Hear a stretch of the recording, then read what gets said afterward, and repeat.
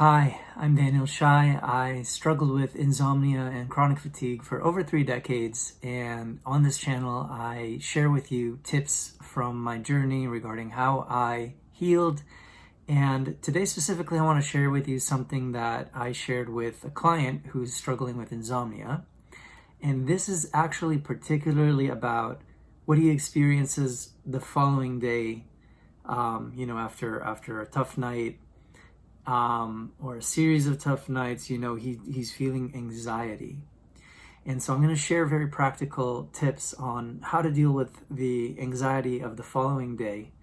And this actually applies to almost anything unpleasant sensations, unpleasant emotions that you may be experiencing during the day. So you can apply this to anything like that. And I want to say, before I tell you this simple 3-step process, really something that it really easy to apply and is really helpful, I believe, and well, from my experience at least. And so if you cope in this way that I'm going to suggest here with your anxiety during the day, it will also make it easier for you to deal with it at night. And I'll explain why this way really, really works well when we're finished here. So let's get right into it right now. So take what resonates, but here is the 3 steps that I suggest. First, sit with the anxiety or the sensations and do the most counterintuitive thing, which is to welcome them, to befriend them. You can say something like, "You're allowed to be here. It's okay that you're here. You are not my enemy and not trying to harm me." Now, actually, it's true that it's not trying to harm you. It's just a nervous system that is bracing against a perceived threat. It may be that there's a lot of what-if scenarios running in the mind about the future. There may be a lot of self-critical thoughts, and there is this contraction, right? This something that puts the brain in a state of fight, flight, or freeze. And actually, not only is it not trying to harm you, it's trying to protect you from some danger, right? Whether it's a future danger or, because sometimes when we really don't want something to happen, let's say we're afraid of another night without sleep, or we're afraid of what not sleeping might do in our lives. We're not in the moment. We're bracing against these undesired future outcomes. And so it's like a state of threat, right? So it's very counterintuitive in a sense to feel this unpleasantness of, this anxiety, and to welcome it and befriend it. But that's the first step. And like I said, afterwards, I'll explain why this works really well. The second step is that what you do after welcoming the anxiety is to reaffirm to yourself that you are safe. So you really try to feel it. It's not just you can, even doing it intellectually, like there is no bear here, I'm safe, it can be helpful. But if you sincerely try to feel it, you'll notice that there is a difference between having scary thoughts and unpleasant sensations in the moment and actually being under a threat. In other words, this brings you back into the present moment from the future and scary scenarios and scary thoughts that you are in. And as you observe the present moment, you see that you are truly okay. Yes, it's unpleasant, but this develops a differentiation. This practice helps you see the difference between feeling unpleasant and being under threat. You feel unpleasant, yes, but you're safe.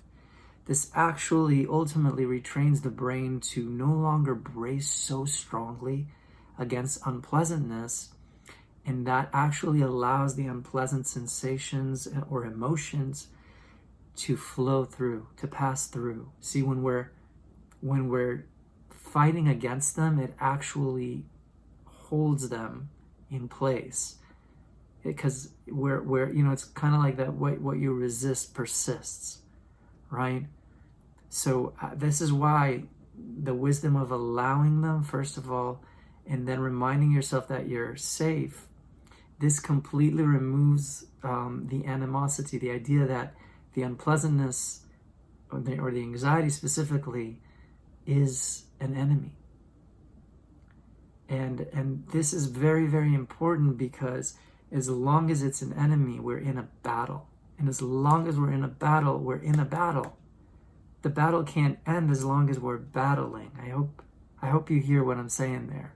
So it's actually a giving up, which is why, you know, it's so important to understand that when it comes to insomnia, this is also true for chronic fatigue as well, but we're focusing here on insomnia, that the more you give up control, you're actually going to feel more in control, paradoxically.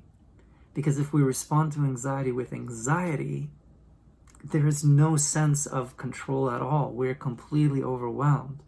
But if we respond to the anxiety not as an enemy, but with as much peace as we can muster, right?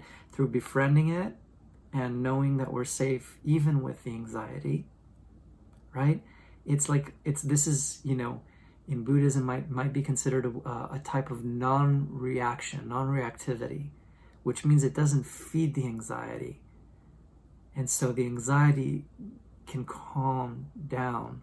And what that actually means over time is that the symptoms calm down. The symptoms of a bracing nervous system calm down.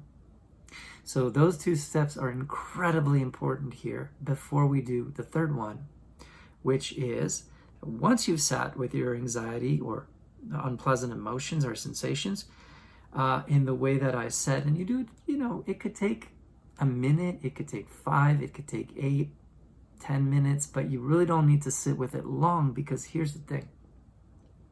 What we do in the third step is shift the focus. We move on to something else and try to commit our focus to that, whatever it is, whatever we're doing now.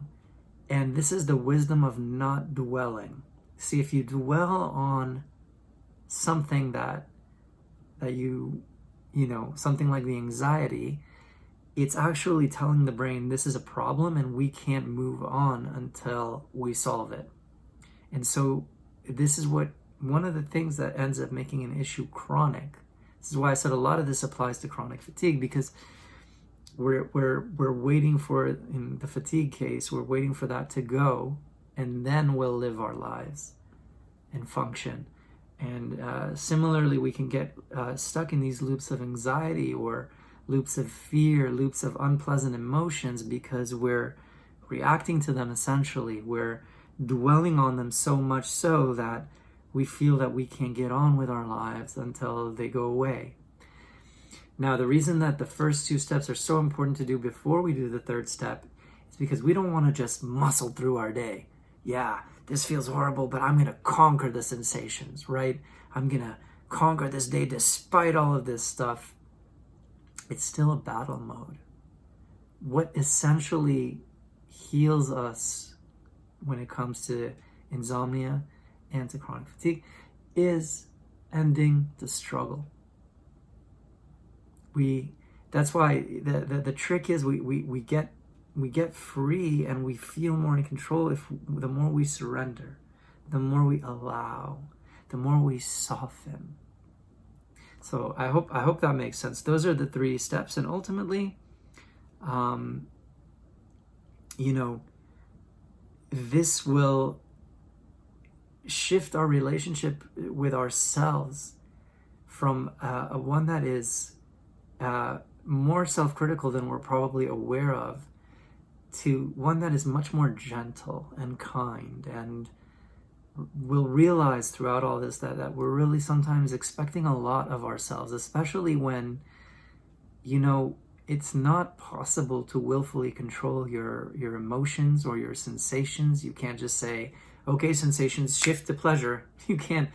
This is unpleasant, be pleasant. You can't do that. Or emotions, like you can't just switch them. Otherwise, we would probably always feel ecstatic all the time if we could control it like that. So what I'm trying to say is that kind of whipping ourselves, so to speak, for not being able to feel the way we think we should be feeling is a bit, that's where the self-criticism is. This is where we're a bit hard with ourselves. So we need to give ourselves some grace and kind of, if we can, to the best of our ability, be more accepting of, this is how I feel, and that's okay. And that's okay. I guarantee you that this is worth it in the long run, not only because it'll, you recover from, it's one of the big ingredients of recovering from insomnia, but it's also, it'll shift your relationship with yourself for life. And things will be unpleasant in life, that's a fact. With or without insomnia, there will still be anxiety. So you want to learn to show up to life in a way where you don't whip yourself for that. You don't take it so intensely as something wrong with you or wrong in general. And there's just more peace in your life this way. All right. This is why the teaching of how to heal from insomnia really transfers to a lot of other areas in life later on. And it ends up being silver lining, that something positive that we got from this incredibly difficult journey. Now, one last thing I want to say here is, so like I said, these are battles that we can't win by fighting back. It's really strange, but these are battles that we win by accepting what is. So again, that our power is not in controlling what happens, not how we feel, not even sleep or no sleep. Yeah. Feeling this way or that way, anxiety or no anxiety, sleep or no sleep. It's not in controlling what happens. It's our power lies in our response to what happens. And the more our response is accepting overall and reassuring to the brain that there is no real threat, it's a perceived threat, but we're actually safe right here, right now, the system can get a chance to unwind, to relax. So there's one more point here that I wrote to this client about thoughts, and I think this is a very, very empowering point. So let me share this with you as well. I said this: know that your thoughts come and go, but you don't, because you were there before the anxiety, you're there during the anxiety, and you will be there after the anxiety. What does that tell us? Anxiety is the guest. You're the host. That's why it is in your power to either welcome it, accept it, or reject it. But rejecting it doesn't help because it's the brain thinking there's threat, so it will just increase the signal. If you try to ignore it, the brain will get louder. That means the anxiety might increase. So you want to let it be, because that makes the brain feel like you're hearing the message. And gradually, it will feel like there's no need to send the message. Now, another thing that can empower you is remember times in the past where you felt anxiety. And guess what? The anxiety left at some point and you are still here. You outlived it. So this is also true for a lot of the what if thoughts that we have, 99% of which end up not happening, by the way. All right, it's just that the brain can spiral down or up, like gratitude is an upward spiral. When we feel safe, we feel calm, we feel things are going well, we might spiral in gratitude. When we feel the opposite of that, we tend to spiral in a lot of scary what ifs and feelings of failure and all of that kind of stuff. And that's why also another reason why this practice really helps is because it returns us back to safety. It brings us back from the future to the present moment. So remember, you can also take it a bit less personally when the brain is doing that. Remember, these are just thoughts. They don't actually know. You don't actually know what's going to happen. So, the point is, again, you are here. The thoughts, the downward spiral of thinking, when that goes away, you will still be there. And then when an upward spiral of thinking, a fun one, starts, you will still be there. So just remember this relationship. You're always the host. The thoughts, the feelings, the anxiety, they're all guests. Okay? So you can decide what your attitude towards the guest is. Are you going to reject them, which will just make them knock on the door more and more and more and more and more, or just open the door and say, hey, you know what? You're unpleasant, but you're not a real threat. I'm still safe with you here. I don't need to make you an enemy. Let them in and then continue with your day. So I hope this really, really helps. You can let me know in the comments after you've tried this. Maybe come back and let me know. It'd be great. And if you have any questions about it, I'll do my best to answer and respond in the comments. The idea is really, if you understand the idea, right, you'll know how to apply this to a variety of, like I said, emotions, sensations, anxiety itself, anything that is unpleasant ultimately. So it's really about understanding the idea. You can make your own version of it. It doesn't have to be super duper rigid like this. So that's all for now, and I'll see you in the next video. Look at the description if you want to book a session with me.